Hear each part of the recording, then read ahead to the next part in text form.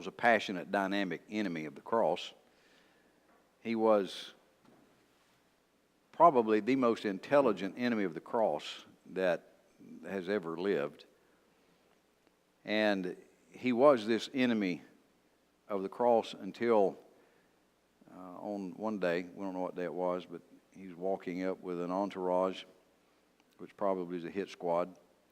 They were walking from Jerusalem up to Damascus, Syria.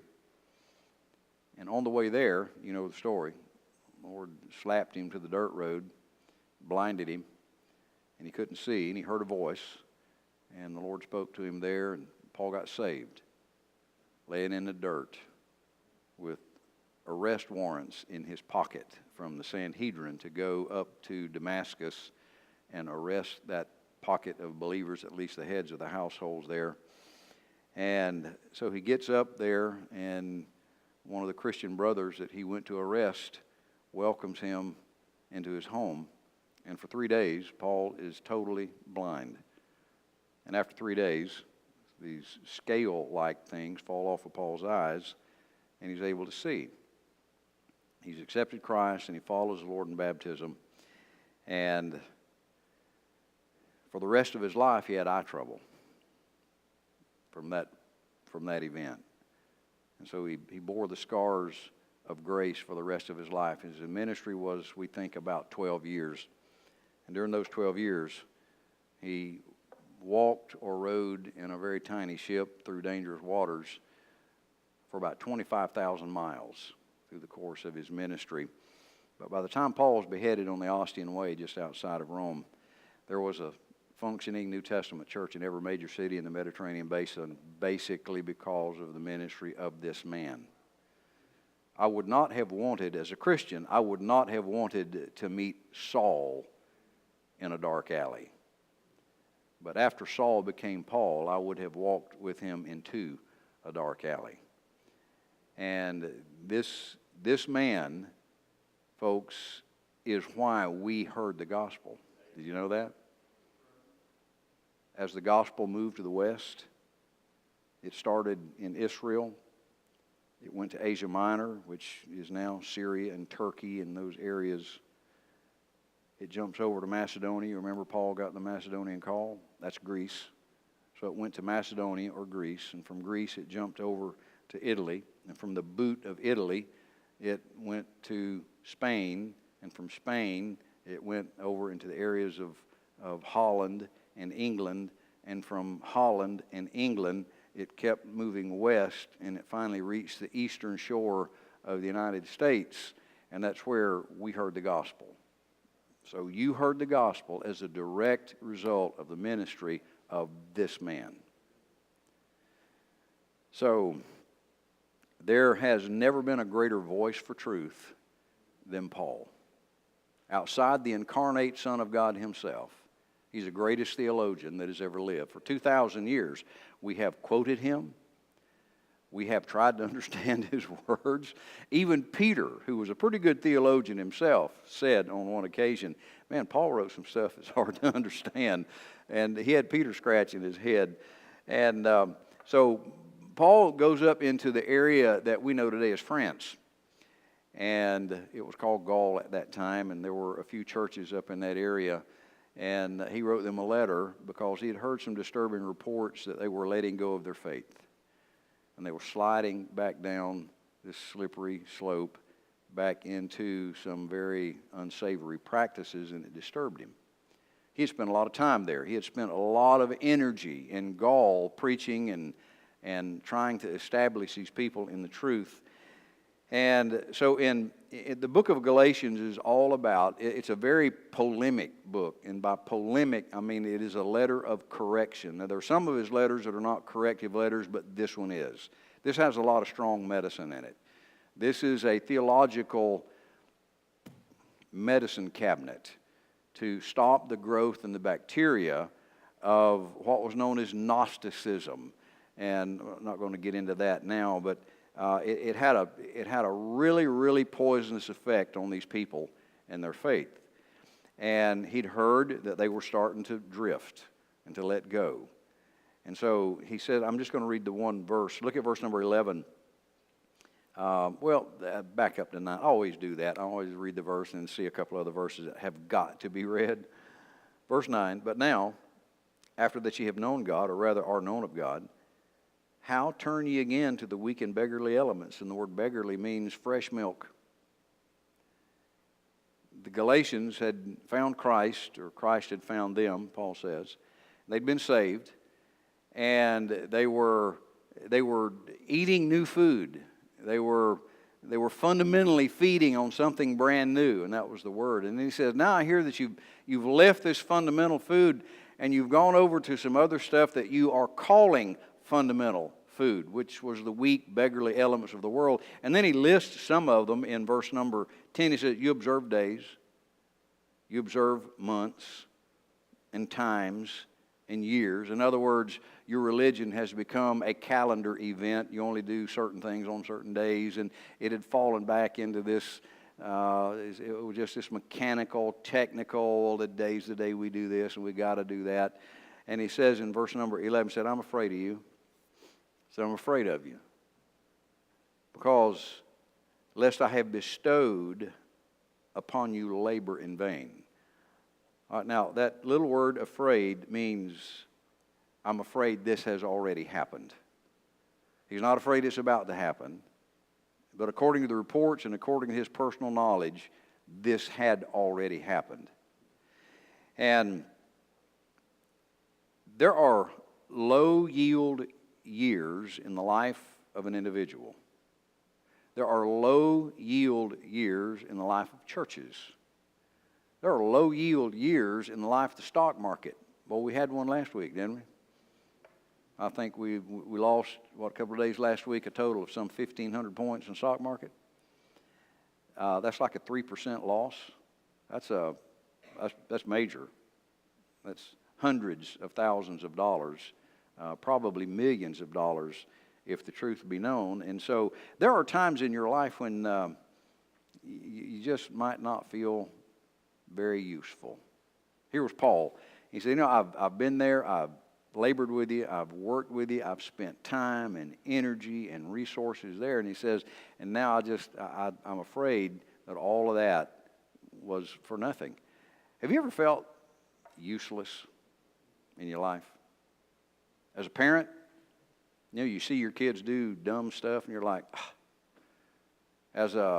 maybe as a boss, you see your employees doing stuff that, that they ought not do, and you know that on the job. Maybe as a husband or a wife or whatever position you hold, you just feel like what you're doing is just not beneficial anymore. I think probably everybody has gone through those periods of time. Paul did. And I find it amazing that this guy, he was a beast. He was a theological beast. This is the guy that after he got slapped to the dirt road and he got saved and he went up and he spent a couple of days in Syria there in Damascus, and then the Lord registered him in the University of the Arabian Desert. For 3 years, Paul was in a class by himself, literally. He was out in the wilderness of Arabia, and Jesus Christ himself was the school teacher. And for 3 years, Jesus revealed, like, could you imagine? The Lord created the heaven and the earth in 6 days. But he was with Paul in the wilderness for 3 years. And during that 3-year period, I don't know what all they talked about. I don't know what all kind of curriculum or lessons. I don't know what all was discussed. All I know is that when class was over on the last day and Paul came back to civilization, he had New Testament theology tucked under the robes that he wore. I do know that. And this theology became known as the 13 books that we know he wrote in the New Testament. But I just find it amazing that he says, I'm afraid. Even you would think, now if Paul is going to start a church, bless your heart, they're still going strong today. Did you know that of the 7 churches in Asia Minor listed in the book of the Revelation, not one of them is in existence today? Not one. They were wiped out.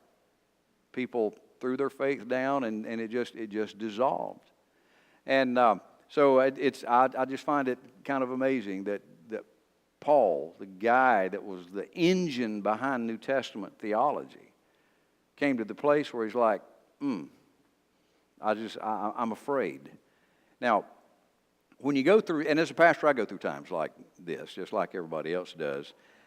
But I know individuals, you may go through times when you just feel like, what am I doing? Why am I doing this?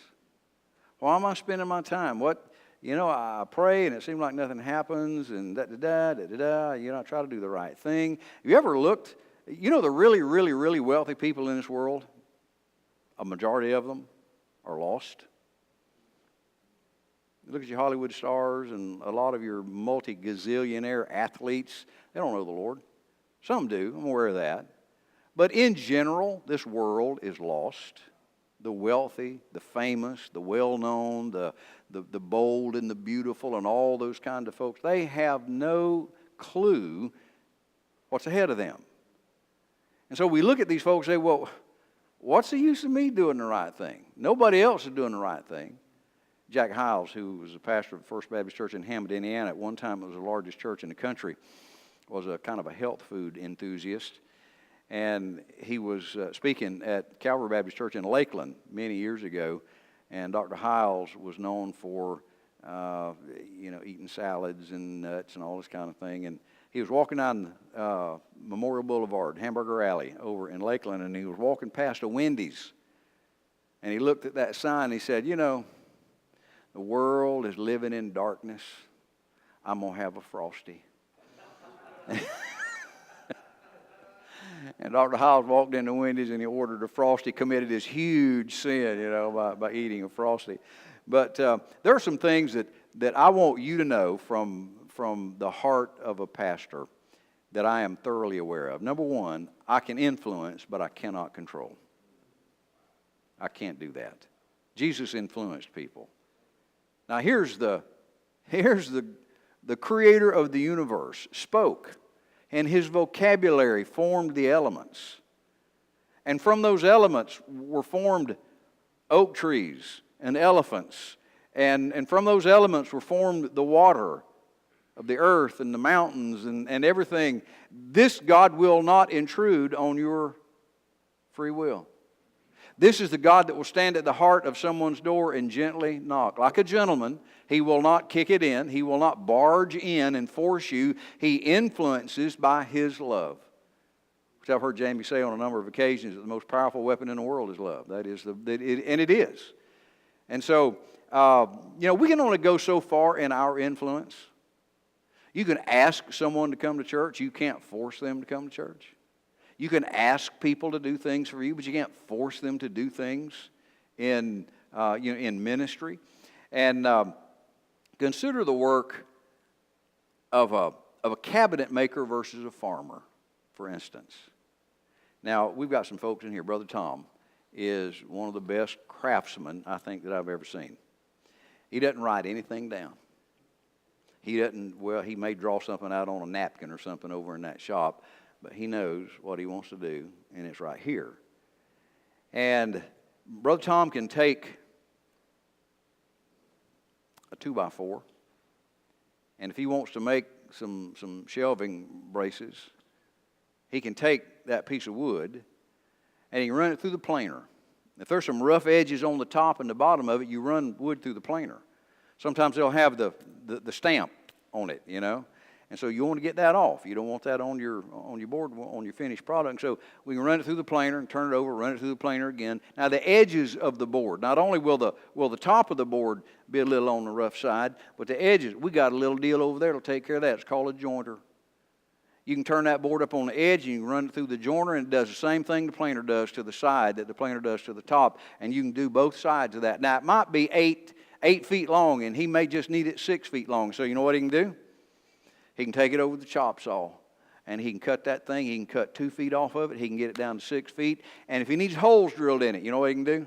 He can get a drill or the drill press, and he can put holes in it. He, if need be, can put it on the shaper.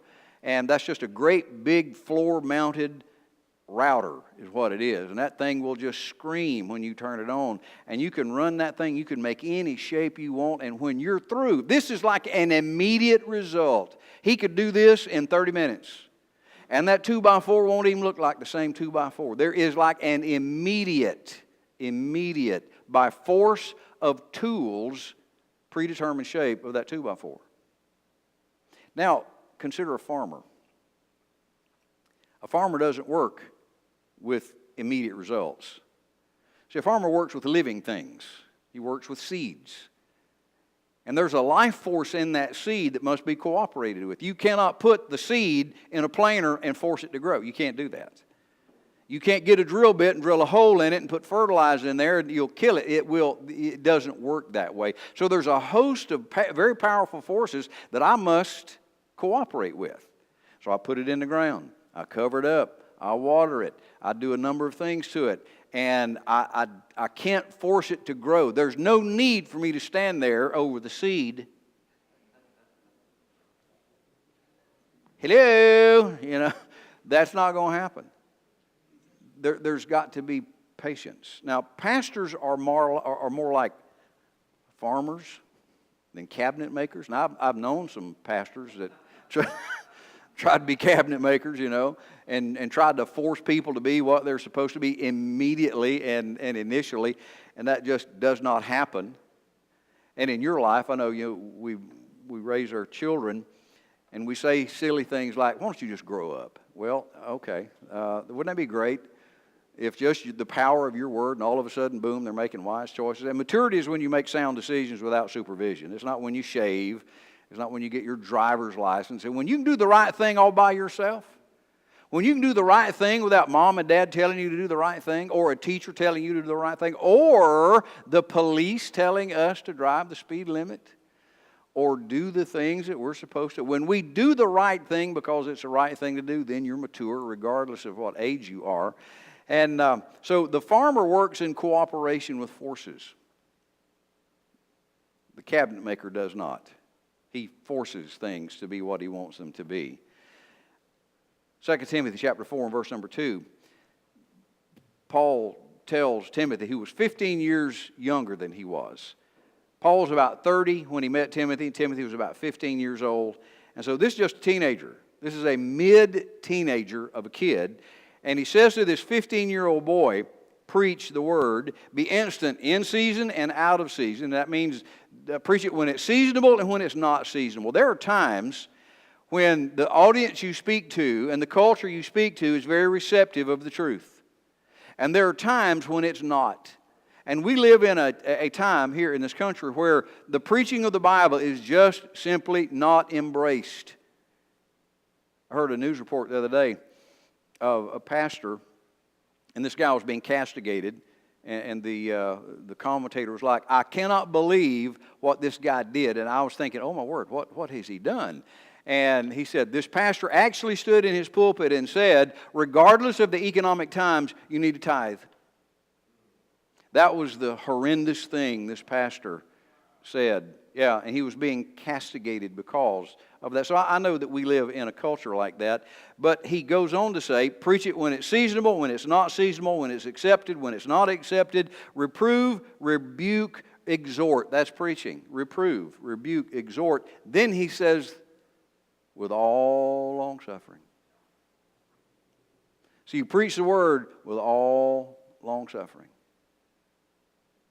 Now,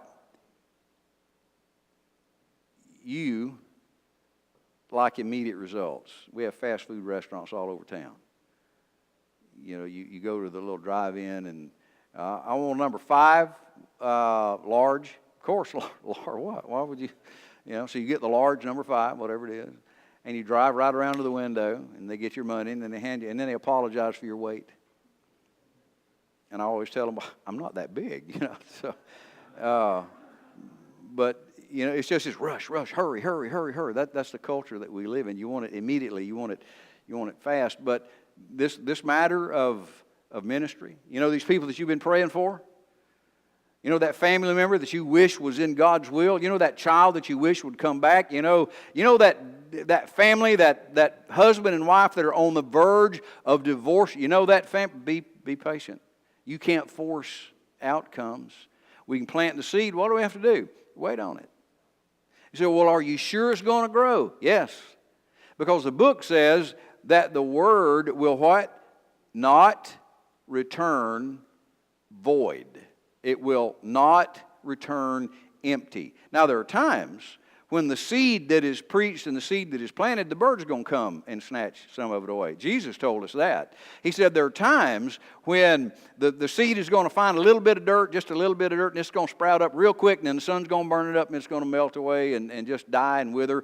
And then he said, then there are times when the seed's going to be, some of it's going to bounce up on the platform, or it's going to bounce on a flat rock, and there's just no depth of earth. And I understand, but that's not the fault of the seed. The Bible will change lives. It'll do that. And so I need to understand that I cannot control, but I can influence. The second thing I need to keep in mind is that any growth in righteousness is of infinite value. Any growth. Paul, the guy that we were talking about this morning, said this, that sin entered the world through the vehicle of one man. Look at the misery that one decision on that one day, at that one moment in time, has caused the human race. Every grave has been dug because of the decision Adam made. Every disease, every tragedy, every loss was formed out of the decision one man made. One man. One decision. That's pretty powerful. So that tells me simply this, that if that be the case, and it is, because death came upon all, for that all have sinned, we are kin to Adam, and so we inherited his nature. And I've told you this before, but people are always surprised to hear this. Did you know that we in this building, or no living human being on the earth today, was created in the image of God? Did you know that? Matter of fact, none of us were created at all. We were procreated. You know what procreated means? We were birthed from our mother and father's unity and intimacy. God didn't create you at all. He created one man, and that was Adam. Adam had the image of God in him. When he sinned, that image died. You read Genesis chapter 5 and verse number 3, and you will see that Adam had a son, and that son was in his own image and in his likeness. See, if we were created in the image of God, we wouldn't need to be saved. But we're not. We don't have his image. Now, we have some moral characteristics of God. We know it's wrong to steal, lie, cheat, murder, stuff like that. But we do not have the image of God like Adam did. That's why we need the image of God put into us by the new birth. So, here we are, in need of redemption, in need of salvation. If one act of disobedience destroyed everything good, righteous, and holy, does it not really obligate us to encourage people not to commit sin in their life? Not even one act of sin? But is that like telling a baby not to cry? Is that trying to order the sun not to rise in the east in the morning? This is quite a challenge that we have. But any growth, any advancement is good, and it is of infinite value. You have no clue, and neither do I. Who all have you influenced in your life? Do you know every person that's been touched by your kindness? Been touched by your generosity, that has been influenced by something you did or said? Do you have a list anywhere of everybody that has ever been in contact with your ministry? We all have a ministry. Everybody does. And so, you know the story of Mary? She had this really expensive bottle of perfume, very, very costly stuff. It was called nard. And this stuff was approximately 1 year. It was worth 1 year's wages in the first century. This was not a wealthy woman. And you remember she crushed the neck of this thing because it didn't have screw-on caps and corks. You had to crush the thing. You broke it open, and she poured it. You remember what she did with it? Where'd she pour it? On the most unattractive part, on the feet. And these feet were dirty. I realize we're talking about God here, but he had been walking on the dirt roads, and she poured this stuff on his feet. And you remember the towel that she used? Her hair. Don't you know her hair smelled good? Her hair smelled like Christ. And so, now, that was 2,000 years ago. You know, we're still talking about that today. I just mentioned it. 2,000 years later, we're talking about one decision, one act. Matter of fact, Jesus said, this will be spoken of her. This will be preached. This will be explained. This will be mentioned for the rest of time. And so my point to you is this. You do not know the influence that one decision can have on people around you. Now, third thing I need to keep in mind. Ministry is measured in a variety of ways. Now, what we normally do, we measure ministry by two benchmarks: attendance and money. And here's the way we do this. We will start like Brett Bell. They're starting to work over there. I have a little different view on this thing of missions. I don't find that word in the Bible. It doesn't mean that it's not good to use that word. But I don't think Brett is starting a mission in Sarasota. He's starting a church. All right? And when they get to the point where they can pay their own bills, then we'll have what's called an organization. And all that means is they can pay their own bills. But the nature and the character of what they are will not change. You understand? They're just now going to pay their own bills. It's just like when you had kids, when they were babies, you took care of them. What were they when they were babies? They were human beings, right? So when they grow up and they leave home and they get a job, they take their own financial responsibilities with them. Did they change? Are they something different? No, they're human beings. They're just now able to take care of themselves. And so there are other, I don't know what all decisions are made in this building week to week. No preacher does. No preacher does. You do not know the influence that you have. I just wonder how many, today in churches across the country, some pastor who's just struggling with his ministry and with other things. He preaches a message, and it just seems like nothing happens. But maybe there's a young man and a young woman that are on the verge of divorce. And something he says touches the young man or the young woman's heart. And for the first time in months, he reaches over and slips his hand in her hand. And in that service, that marriage is rescued, and this guy doesn't even know it. I wonder how many people have made decisions in this building we'll never know about. You remember in the Old Testament the story of the guy that drew a bow at venture? Remember that? Man, they've been fighting all day long. Blood, guts everywhere, just mayhem. The guy on the commercial, he was there. This guy's got one arrow left in his quiver, apparently, and he just says, all right, well, I've shot everybody else. I'm just going to let this one fling. And he pulls that arrow out of his quiver, and bing, he just shoots it. Probably a couple of 100 yards worth of arc. He didn't shoot it at anything. He just shot it to get rid of it.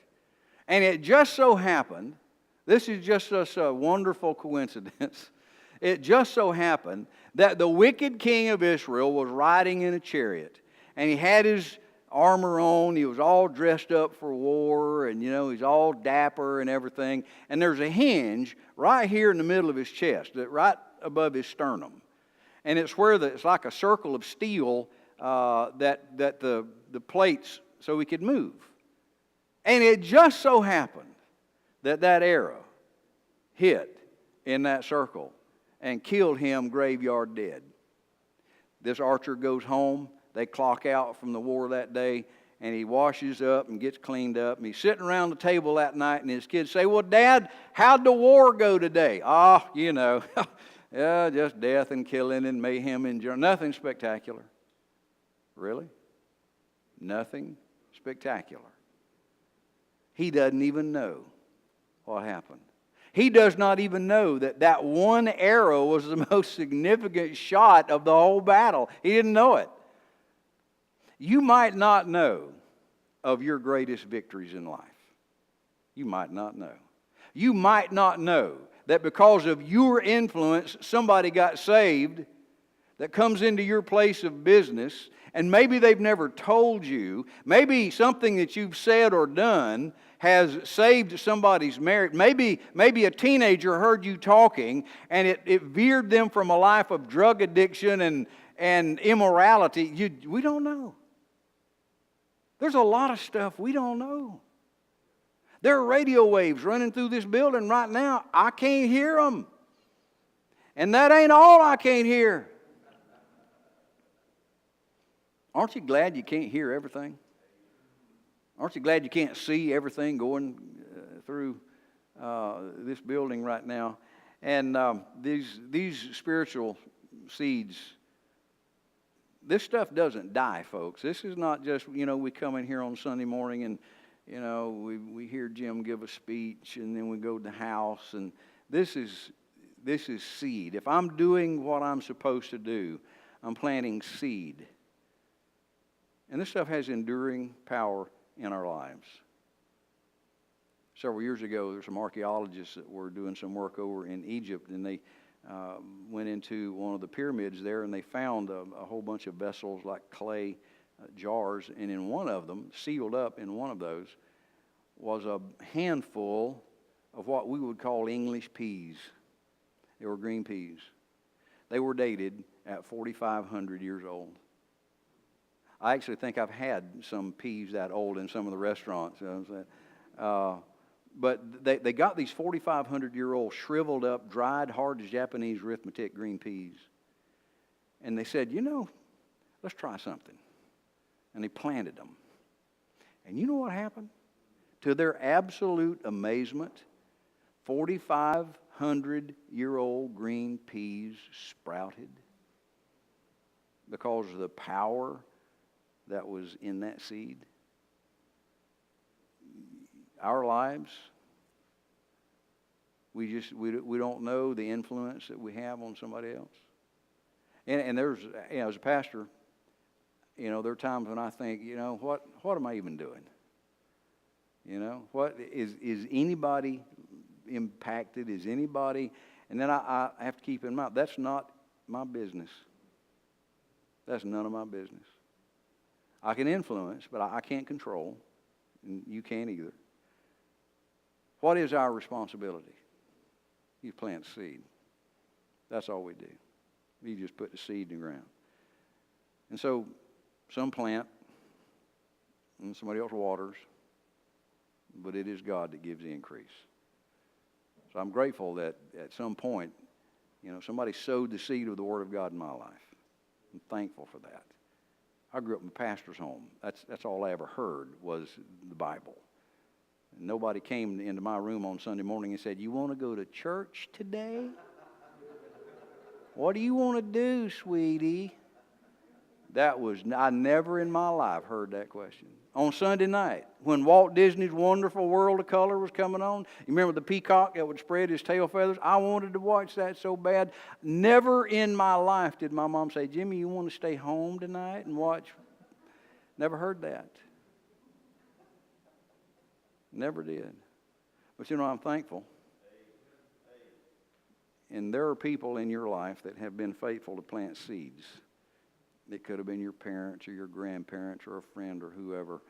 And so in these low yield years, when you think you're in a low yield time, you don't know.